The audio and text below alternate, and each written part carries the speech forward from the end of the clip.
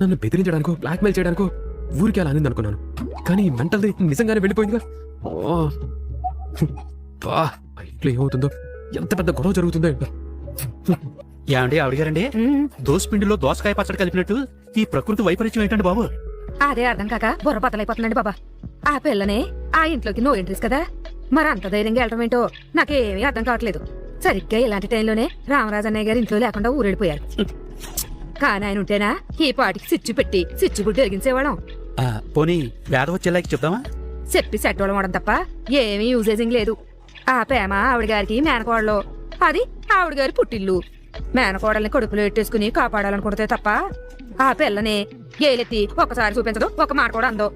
అబ్బా, మీరు చెప్పింది కరెక్టేనండి. దీన్నే అంటించడానికి లైటర్ ఉండి స్టవ్ లేకపోవడం అంటారు. హలో హలో, ఎక్కడున్నావు నువ్వు? అంతరిక్షంలో. కామెడీగా ఉందా నీకు? ఫస్ట్ కామెడీ మొదలు పెట్టింది నువ్వు. నన్ను మా పుట్టింటికి వెళ్ళిపోమని చెప్పావు కదా, మరి ఎక్కడున్నావని అడుగుతావేంటి? ఏడ్చావులే గాని రా. నవ్వావులే గాని నేను రాను. ఏంటి ఎక్కువ చేస్తున్నావు? ఎక్కువ చేయట్లేదు, బెన్నపూస చేయట్లేదు. నేను అలిగి మా పుట్టింటికి వచ్చేసాను. ఇక అక్కడికి రాను అని నీకు ఆల్రెడీ చెప్పాను. అయినా సరే ఫోన్ చేసి ఎక్కువ చేస్తుంది నువ్వు. సర్లే, జరిగిందేదో జరిగిపోయింది. పెద్ద మనసుతో క్షమించేశాను, వచ్చే. హలో మాస్టారు, ఇక్కడ క్షమించాల్సింది నేనమ్మా. సరే క్షమించు మరి. నేను నిన్ను క్షమించనుగా. నేను అక్కడ ఎవరైనా చూసారంటే కుప్పలు అంటుకుపోతాయి. నీకు దండం పెడతాను, రావే. దండం వదిలే గాని సారీ చెప్పు, వస్తాను. వాట్? ఏంటి? నేను నీకు సారీ చెప్పాలా? అయితే వదిలే, నేను రాను. చంపుతున్నావు కదే.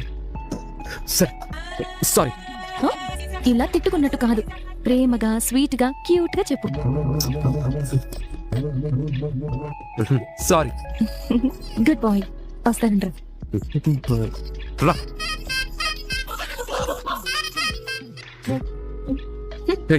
ఏంటి ఎక్స్ట్రా చేస్తాను? నువ్వు మళ్ళీ తిడుతున్నావు. అయితే నేను మా పుట్టింటికి వెళ్ళిపోతాను. అమ్మ తల్లి, నీకు దండం. టార్చర్ కి స్పెల్లింగ్ రాయిస్తున్నావు కదా. పద. నువ్వు నన్ను కోపడితే నేను రాను, పోతా. సారీ మేడం, రండి లోపలికి వెళ్దాం. Good bye. ఇది మెయింటైన్ చేయమ్మా, జీవితంలో పైకి వస్తావు.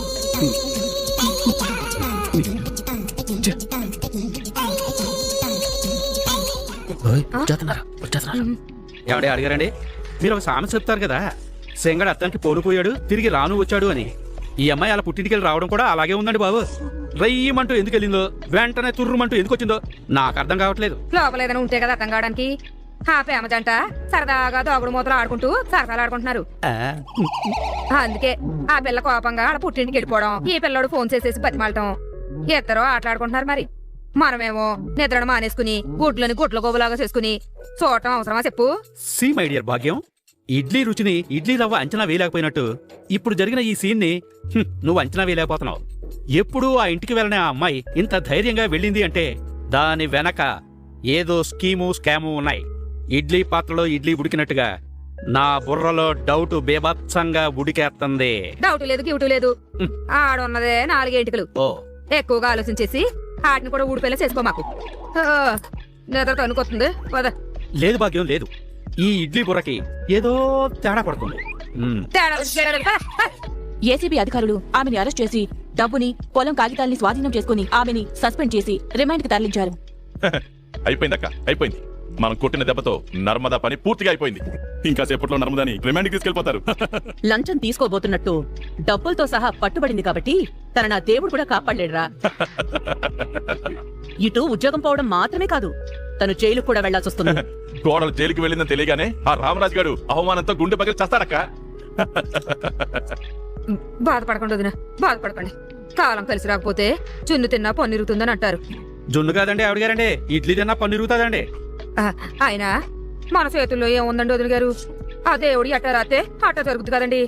నర్మదనే నిజాయితీకి మారిపోయారని మనం అనుకున్నాం, కానీ ఇటా లంచం తీసుకుని అరెస్ట్ అయిద్దని మనం అనుకున్నామా చెప్పండి? వదినా, ఇంకోసారి నా కోడలు లంచం తీసుకుందని అనకండి. నా కోడలంటే ఏంటో, తన నిజాయితీ అంటే ఏంటో నాకు తెలుసు. తన వెనక ఏదో కుట్ర జరిగింది అంతే తప్ప ప్రాణం పోయినా తను ఇలా చేయదు. చూడండి వదినా, మన అమ్మాయి మంచితనం గురించి మనకు తెలుసు, కానీ పోలీసులకు తెలియదు కదా. వాళ్ళు చూసేది సాక్ష్యాలు ఆధారాలు తప్ప మంచితనం మంచి మనసు కాదు కదా.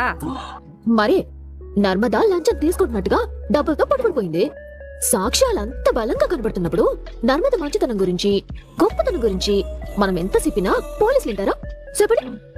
మరే ఒక్కసారి చట్నీ బాగోలేదని బ్యాట్ టాకింగ్ వచ్చేసిన తర్వాత గతంలో మా చట్నీ సూపర్ అని ఎంత చెప్పినా ఎవరు వినరు కదా.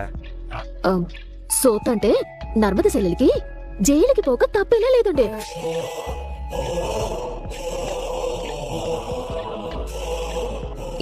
ఈ బాధతో నాకు గుండె పగిలిపోతుందండి. నువ్వు మరి అంత బాధపడిపోకక్క. నర్మదక్క తన నిజాయితీని తను నిరూపించుకుంటుంది. ఆ లంచం విషయం అంతా తన మీద జరిగిన కుట్రే అని అందరికీ అర్థమయ్యేలా చేస్తుంది. చివరికి నర్మదక్క నిర్దోషులా బయటకొస్తుంది. ఏంట్రా నిర్దోషుల బయటకు వచ్చేది? అసలు ఎలా వస్తుందిరా? దాన్ని ఈ లంచం కేసులో ఇరికించడానికి మనం కుట్ర చేసిన విషయం మనకి తప్ప ఇంకెవ్వరికీ తెలియదు కదా. పైనున్న ఆ దేవుడే కనిపెట్టలేడు. ఇక ఆ నర్మద ఎలా కనిపెడుతుంది? తను లంచం తీసుకోలేదు అనే విషయాన్ని ఎలా నిరూపించుకుంటుంది? ఎలా బయటకొస్తుంది? దానికి జైల్లోకి పోవడం తప్ప బయటకొచ్చే మార్గమే లేదురా. అక్క, మన ఆస్తి సీజ్ అయితే అయ్యింది కానీ ఆ రామరాజు గారి కుటుంబం మీద పగ తీర్చుకోవడానికి ఈ రూపంలో మనకి భలే అవకాశం దొరికిందక్క. రామరాజు అన్నయ్య గారు వేగు ఊరు నుంచి వచ్చేస్తే బాగుండు. ఓ 4-5 లక్షలకి టెండర్ వేసి అట్టుకుపోవచ్చు. ఏమంటారు ఆయన గారండి? ఏమయ్యో, నా మటుకు నేను సెవ కోసిన మేకలాగా అరుతుంటే చింతలేనమ్మ సంతలో నిద్రపోయింది అన్నట్టుగా అట ఊలుకు పలుకు లేకుండా ఉన్నావేంటి? ఇదిగో హాయ్ రామా, హాయ్ బాబాయ్, ఏమైంది మీకు? ఏం మాట్లాడకుండా కళ్ళకొచ్చిన గుట్ల కోపలాగా అలాగే గుడ్లు అప్పగించి చూస్తున్నారు. నువ్వు కేవలం మామిడికాయ టెంక గురించి ఆలోచిస్తున్నావు, కానీ నేను మామిడికాయ తోట గురించి ఆలోచిస్తున్నాను. భాగ్యం, టెంకేంటి తోటేంటి? నువ్వేమంటున్నావో నాకేం అర్థం కావట్లేదు. ఈ ఇల్లు ఎంత ఉంటుందంట? ఉంటది తక్కువలో తక్కువగా 10 సెంట్లు ఉంటుంది. మరి నేను అడుగుతున్నది సెంట్ల గురించి కాదు, కోట్ల గురించి. రేటు ఏమాత్రం పలకొచ్చుంట? ఎంత పలికితే మనకెందుకు? ఇస్తరాకులు ఏమంటే జనాభాని లెక్కెట్టినట్టు మనం మన పని చూసుకుని వెళ్ళిపోక ఈ ఇంటి గురించి మనకెందుకు చెప్పండి? చూడు భాగ్యం, ఇంకా నువ్వు నా ఆలోచనలు ఏమాత్రం క్యాచ్ చేయలే.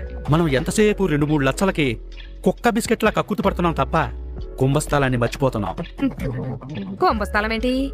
ఈ ఆస్తి నర్మద జైలుకి వెళ్ళబోతుంది కాబట్టి నర్మదని అధఃపాతాలానికి తొక్కేసినట్టే. ఇక ప్రేమంటావా? అదొక తింగరమాలో. ఆ పిల్లను తొక్కేయడం పెద్ద లెక్కేం కాదు. ఇక ఈ ఇంటికి పెద్ద కోడలుగా చక్రం తిప్పేది ఏకచక్రాధిపత్యంగా ఏలేదెవరు? మన అమ్మడు. అందుకని మన అమ్మడిని అడ్డెట్టుకొని ఆయుధంగా వాడుకొని ఆస్తిలో అమ్మడికి మనం వాటా రాయించుకున్నామనుకో, ఈ ఇంట్లోనే కాదు రైసు మిల్లులో కూడా మన అమ్మడికి వాటా వచ్చేస్తుంది. భాగ్యం, మన అమ్మడి ఆస్తి అంటే అది మన ఆస్తి కదా. అప్పుడు మన ఇద్దరం మహారాజు కుర్చీలో కాలు మీద కాలు వేసుకొని కూర్చుంటాం.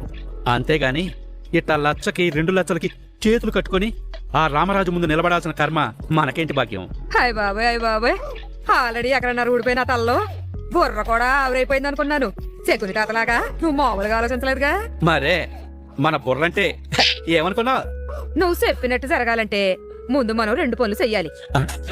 ఏంటది? 1, నర్మదని పూర్తిగా జైల్లో ఇరుక్కుపోయేలా చెయ్యాలి. 2, మనం ఈ ఇంట్లోనే పాతుకుపోవాలి.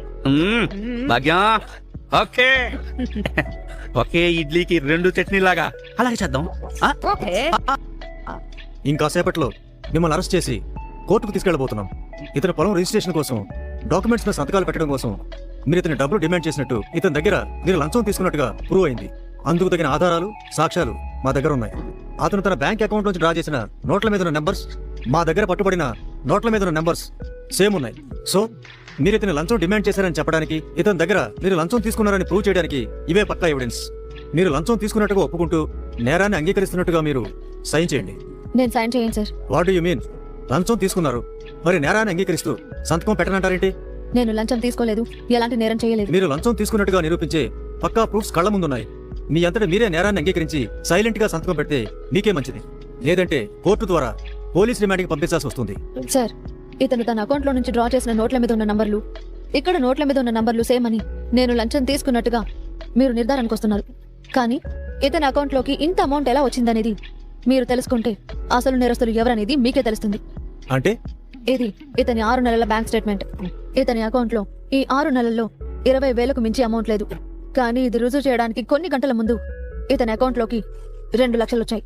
అందుకు సంబంధించిన స్క్రీన్ షాట్స్ చూడండి. ఎవరి అకౌంట్ లో నుంచి ఇతని అకౌంట్ లోకి డబ్బులు వచ్చాయో కూడా చూడండి sir. Please check it once. Senapathi, ఏం జరిగిందనేది మీకు ఇప్పటికే క్లారిటీ వచ్చిందనుకుంటా సార్. సదరు ఈ సేనాపతి అతని అక్క భద్రావతి ఇద్దరు కలిసి గవర్నమెంట్ ల్యాండ్ లో నిబంధనలకు విరుద్ధంగా కన్స్ట్రక్షన్స్ చేస్తున్నారు. చట్ట ప్రకారం సీజ్ చేసి యాక్షన్ తీసుకున్నాను. అందుకు వాళ్ళు నా మీద ప్రతీకారం తీర్చుకోవడం కోసం ఇతన్ని పావుగా వాడుకున్నారు.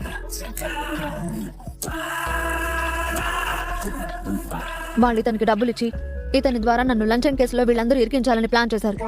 అందుకు సంబంధించిన పక్కా ఎవిడెన్సెస్ మీ ముందున్నాయి. You may go now. Sorry for the disturbance. Thank you sir.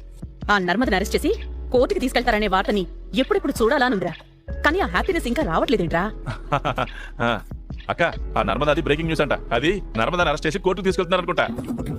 లంచం తీసుకున్న కేసులో నర్మద నిర్దోషిగా విడుదల.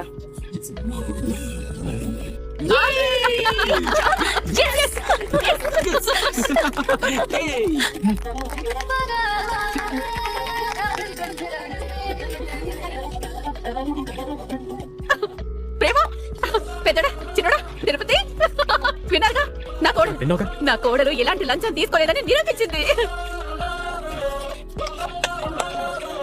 నాకు తెలుసురా, నాకు తెలుసు నా కోడలు ఎలాంటి తప్పు చేయదని నాకు తెలుసు. తన మీద అంత పెద్ద నింద పడినా సరే కడిగిన ముచ్చెల్లా నిర్దోషిలా ఇంటికి తిరిగొస్తోందిరా.